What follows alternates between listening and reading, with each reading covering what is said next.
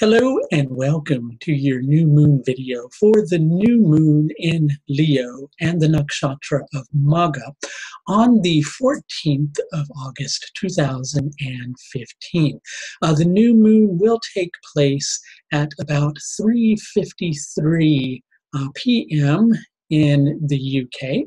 If you go to timeanddate.com, you can convert that to your particular time zone. Sometimes we can be in the right place at the right time. But the thing is our intellect makes us think that we're in the wrong place at the wrong time. So then the fact that we're in the right place at the right time no longer seems like we're at the right place at the right time, but instead that we're at the wrong place at the right time, or the right place at the wrong time, or the wrong place at the wrong time. Sound confusing? Well, it is pretty confusing. And this is a week where anything can happen and anything probably will happen. But by the same token, if you are able to put yourself in a space where you're able to accept that it actually is all there for your benefit, and if you're able to kind of tune in to the signs and signals that are going on rather than just completely discounting them, then ultimately you're going to be guided in the right direction. So we're going to take a look at the new moon energy in addition to some of the other aspects that are happening over the course of the week. But first, let's understand Magha Nakshatra a little more deeply. Magha is an artha-driven nakshatra. It's very goal-directed, and it's associated with mythological entities from Hindu mythology that are known as the Pitris. They are the ancestral deities, and they exist within creation to guide the progeny further down the generations on the right and appropriate path. But they don't believe in interfering too much. The reason being is that they want us to be strong in our will and make the right decisions all of our own accord. Okay, so they don't interfere. And when they do offer their guidance, it's very subtle. And if you're not in a position where you're able to listen or to tune in or to understand, well, then you just might miss it. So the conditions exist this week for you to not miss it. But you really have to pay attention. Magha Nakshatra is also said to give the power to leave the body. Now, there are two different concepts that are in association with this. Let's touch first on the more spiritual concept, which is Magha Nakshatra can be looked at to mark the point where the soul begins to recognize its encasement in a human form. It's no longer just the divine impulse. It's recognizing that it is also incarnated in a concrete form. There's a very big turning point that happens there. We've come from the great body, so there's the power to leave the body, and we're encased in a material body. There's also the recognition that, I need to turn this situation around and get back to that original state and tune into my own divine essence. And with Magha Nakshatra, there can be a certain amount of dissatisfaction or uneasiness at the concept of being somewhat separated from one's true existence. And when Magha Nakshatra is functioning in a negative polarity, then the individual tends to become very prideful and very egotistical, almost as if they're, upset at the infinite for the set of situations that have come into being for them, right? But the important concept here is guidance is available for you should you need it, right? Magha Nakshatra is ruled by Ketu, which is the south node of the moon. And because of associations with Ketu and planets that are associated with Ketu, well, there is the potential for you to make strong, confident decisions, but you have to be willing to listen. So the new moon is on the 14th, and that's going to be followed on the next day. And I'm just going to stay on the same day within our astrology software. And we can see that both the Sun and Venus are just a little bit close together. Within the next day, those two planets conjunct each other. Okay, now let's go a little bit more into depth about this. Venus, in terms of the planets, is like the minister. He's one of the ministers who gives advice to the royal court. The sun is looked at as the regent. Okay, so on one level, the minister gives advice to the regent, but in a lot of the old courts, royal courts, you would find that the minister sometimes did have a thing for envying the position of the regent. And the Sun and Venus do tend to have that interaction. Both can be very prideful planets when they're not functioning in a positive polarity. In addition to that, because those two planets are inimical to each other, and Venus is also in the Sun's sign, then Venus is going, even though it's retrograde, there's going to be a lot of competition between those two particular planets. So the concept then arises of doing what's wise or doing what makes one look good. And that's something that you need to watch out for over the course of this week.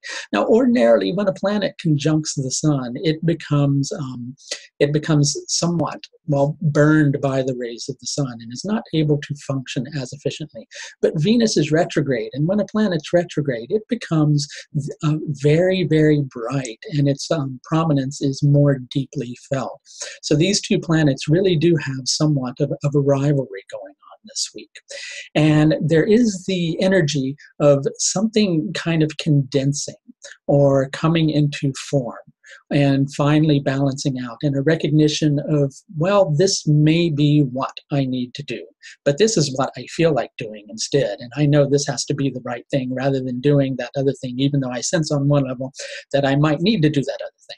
I know that sounds confusing, but it's a very confusing energy week, and one where you can very easily make a mistake if you're not paying attention. That on the same day that happens between Venus and the Sun, Mercury and Pluto are going to be forming an angle with each other, and this is a harmonious angle that is known as a trine. Pluto in Purva Ashadha. Purva Ashadha doesn't broker the ego very well. Okay, it's about getting to the essence of who one is, living in that essence and living in one's authenticity. And it creates conditions in a person's life that makes a person go through, some difficulties until they're able to get to the heart of who and what they are. Okay, now Mercury is over here in its own sign, Virgo, and it's getting very close to its exaltation point within a couple of degrees. So Mercury is very strong at the moment that it's making this aspect, and it's in the nakshatra of Purva Palguni. Now Purva Palguni represents the a period of rest on some levels. It's represented by a cot, or a sofa, if you will, which can signify rest. And it's where we kind of come into a space of repose where we're able to gather wisdom together, receive information from our higher self in terms of the next steps that we then need to make. This is a very crucial point because we can recognize what's right for us, and we can also recognize what we think we should do, which may not always be in alignment with what's right for us. Follow what I'm saying in terms of the prideful energy? And I should mention that both Purva Palguni and Purva Ashadha are ruled over by Venus. So this energy of Venus being connected with the Sun is going to play into the equation of this particular situation as well. And it can create some disruption and cause one to act in manners that ultimately may not be beneficial to making the right decisions for one's future. Okay, so the things that one needs to watch out for in regards to this is becoming too stubborn or too stuck on what one thinks one should do, rather than taking a look at ultimately what one needs to do. Okay, a couple of days later, let's get rid of let's move our clock forward a day or so and shut something down in the bottom right-hand corner of my computer, which is interfering with this. And let's move our astrological clock ahead another day or two, in which we're going to see that Mercury is then going to form another angle. And this time it's with our dear old friend Saturn. This is known as a quintile. Okay, quintiles are harmonious angles, but they're very short-lived. And Mercury will be in Uttara Phalguni. It will have made its way through Purva Phalguni. Uttara Phalguni is about having the confidence that one needs in order to discharge one's duty, in order to go into the battle and to go into the fray. Ultimately, it's about working in harmony with your higher self and feeling confident that you're well aligned with that. This is a harmonious angle between these two particular planets. And with devotion to what is actually right rather than what you think is right, because we're dealing with mercurial energy here, and with the willingness to immerse yourself in the consciousness of understanding what is really right and appropriate for you in contrast to what you think might be right and appropriate for you, then you can set a boundary in terms of what you think you should do and what you know you should do. And it's that knowing what you should do that's going to matter most. And if you're able to know what you should do, well, then time is going to work on your side, because Saturn, in essence, rules time. Saturn also can represent being very firm and very determined. Okay, so you want to align this energy with knowing what is right for you and taking the steps which are appropriate in connection with that.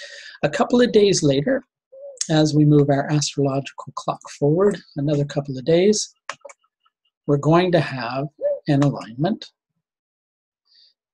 between Venus, I'm just waiting to bring everything up here, Venus in Leo, everything disappeared there on us, Venus over here in Leo, and Uranus up in Aries.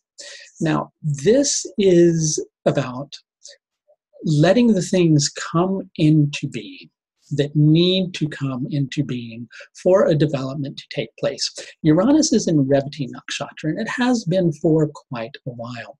Revati Nakshatra it's the end of the nakshatras, and what it actually marks is the concept of duration, almost like the void or being in limbo. One phase has come to an end.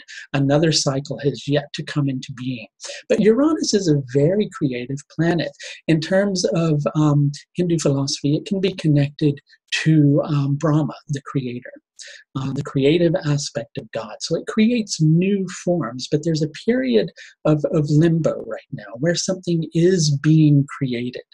But if you're working against that particular way of letting things develop and instead are trying to develop something that's in contrast to that, well, then your life is going to turn into chaos at this point in the week. If you're able to surrender to the changes, listen to higher wisdom, even though Venus will tend to represent more worldly wisdom in terms of its ministerial capacities. If you're able to, with your worldly wisdom, pick up on the signs and signals that are going on and see things from a space of equanimity rather than from a space of prideful involvement, then things are going to develop in a very appropriate manner for you. Really, the idea here is going with the flow. Cues that you're not going with the flow is if everything starts turning chaotic and working against you. Then you need to take a look at what you're doing that might be out of alignment with where things actually need to go. Now, the following day, we're not going to move our astrological clock forward on this one. You're going to have a tense angle between Mercury in Virgo and Uranus in Revati. Now, this is really going to be somewhat coinciding with the aspect with Venus. And because Mercury is also exalted and Uranus is in Revati Nakshatra, and this is a tense angle which represents not seeing things eye to eye, well, then it can be that you're feeling too confident in what you think should happen rather than deeply connected to what you know should happen. Right? Something is going to present itself to you over the course of the week in summary of everything that I'm saying, where you're likely going to feel that something might be the right thing to do, but one part of your brain is going to start looking for solutions that are other than that, and you're going to try to intellectualize the process and try to think of a way of not going that way, which ultimately might be the way that is actually appropriate for you, but instead you may actually work against it. So the concept here is if you catch yourself in that particular state of existence where you're over-intellectualizing the experiences that you're getting into, and if things seem to get very chaotic and like they're not working in your favor, well, take a deeper look. See what really might be appropriate for you. Try to take a look at what you think are your values, and instead come to a deeper understanding of your soul in terms of what actually are your values. Doing so will ultimately guide you in the appropriate direction. But if you do need a little bit of extra assistance, I should mention that I do offer several tiers of astrological service, and these are available through my astrological services page of my website. You should see a link in the lower left-hand corner of this video. If you click on that link, it will take you to my astrological services page where you can then schedule something with me. A couple of things on the horizon, which I'm mentioning all week long, are that in September, so at some point in September, the full-length video course that I have been filming with Ryan Korzak on the nakshatras will be available for release and download. Just stay posted and I'll let you know when that's available. And also over the course of the next week, I will be putting the word out, and since you're watching YouTube videos, you get the word earlier, that I will be holding a more intermediate level course that will include some more advanced predictive techniques involving techniques from Jayamini astrology, Vimshotri dasha periods, and predicting with transits, and how to combine all three of those things together to narrow down a window of time where one can predict events close to the exact day if one has a correct birth time. So stay posted for information on that course. That's going to do it for your Vedic lunar scope for the new moon of the 14th of August, 2015. Until next time, please do take the very best care of yourself. Bye now.